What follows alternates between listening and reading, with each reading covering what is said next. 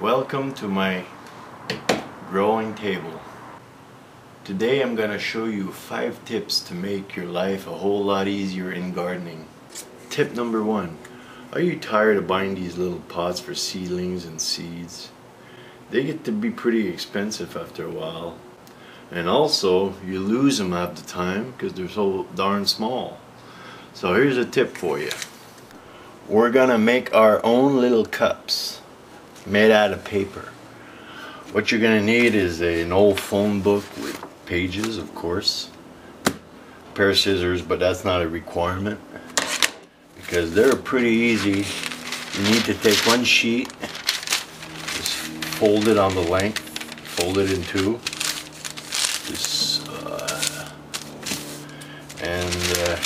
just rip it in two.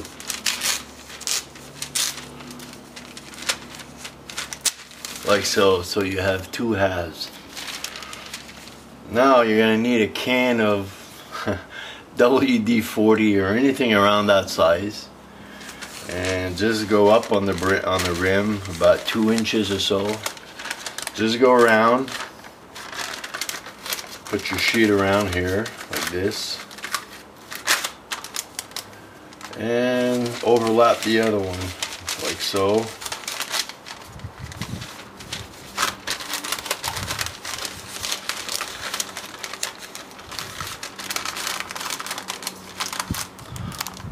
Then just fold them underneath like this. Fold the remaining paper underneath like this.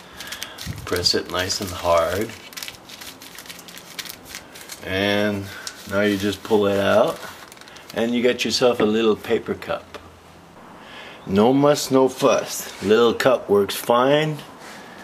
It works fine for your seedling. There, I just put some dirt in it to show you.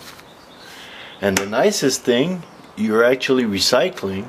And the second nice thing is it's biodegradable, so you can actually plant the whole thing right in a bigger pot or out in your garden. Leave the paper right there, and the roots will just go through that paper in no time. And your plants will also love it, because when you transplant, your plant always goes into shock for the day. With the paper cup here, your plant doesn't go into shock because you're not removing the plant, you're just putting it in the dirt, and that's it, and that's all. So your plant is totally safe. Versus the conventional plant here, conventional cup, you have to tip it over, grab it like this, depot it. That's what plants don't like. That's why they go into shock. There's 3-4 good reasons to use paper cups. Tip number 2. When you plant a seedling in a cup, I always find a pain in the butt to try to put a plastic over it and try to put a rubber band and oops I guess. Well, that's the reason why I don't like doing it. So here's a much better way. As you can see, I got a whole bunch of seedlings here ready to be covered in plastic, especially when you got a whole bunch like this. What I do is just take a long strip of plastic, cover it like this. Put all of those in your windowsill, cover it in a long strip of plastic like this, and case closed. No muss, no fuss, no rubber bands. And here's another little trick, for me anyways, for my grow light. Instead of trying to push them all, you know, and they're uneven, and I just take a long piece of stick like this and push the cups all in one shot like this. Now, how cool is that? Tip number 3. I don't know about you, but I have to water my plants every day. Seedlings, my tomato plants, everything on the balcony, everything outside, everything inside. And most of the time, you know what happens when I use my old faithful little watering spout here? That's what it does. I make a mess everywhere. And I just unburied my seeds. It's a real drag. You got a mess to clean up. Let's face it, folks, it's just a big hassle. Here's the remedy.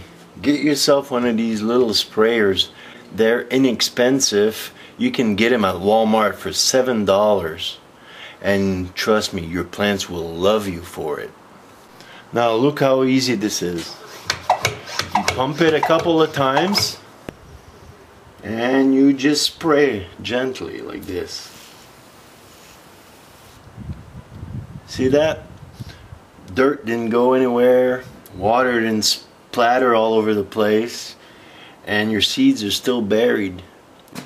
Tip number 4. I live in a house which is really close to a park, and I do have a lot of squirrels, and I have a lot of plants on my balcony, and I do have a squirrel problem. They dig in my plants, they eat my fruits, all the above. Here's a remedy. First, go to Home Depot and pick up a roll of chicken fence. It's really cheap, and trust me, your plants will love you also for it. You just cut one strip of 1 row. Okay, I just cut a piece just to show you, and this is what you'll get. You'll get something like this. Fold all the points towards one direction. Basically what you're making is barbed wire. And please folks, wear some gloves. So basically you're putting the barbed wire around your pot like so. And it holds pretty easy. What you just do is take one of the points and put it inside the bucket at every 3-4 inches or so. Wear gloves because this stuff can be pretty sharp.